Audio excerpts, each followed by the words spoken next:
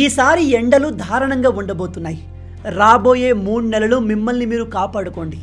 వీలైనంత వరకు ఇంట్లోనే ఉండండి. అత్యవసర పరిస్థితుల్లో మాత్రమే ఎండలో బయటకు వెళ్లే సాహసం చేయండి.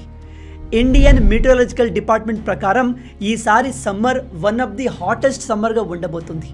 టెంపరేచర్ మ్యాక్సిమం 53 డిగ్రీ సెల్సియస్కి చేరే అవకాశం ఉంది. అండ్ ఎక్స్ట్రీమ్ హీట్ వేవ్స్ రాబోతున్నాయి.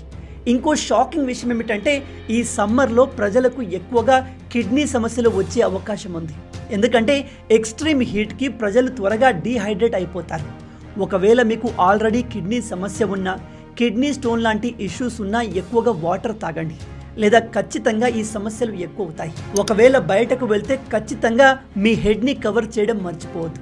మళ్ళీ చెప్తున్నాను, ఈసారి వచ్చే సమ్మర్ ఎప్పటిలా కాదు, చాలా ప్రమాదకరంగా ఉండబోతుంది. ఈ విషయం ప్రతి ఒక్కరికి తెలిసేలా, ఎస్పెషల్లీ విలేజ్లో ఎండలో పనికి వెళ్ళే ప్రజలకు కూడా తెలిసేలా వీడియోని షేర్ చేయండి.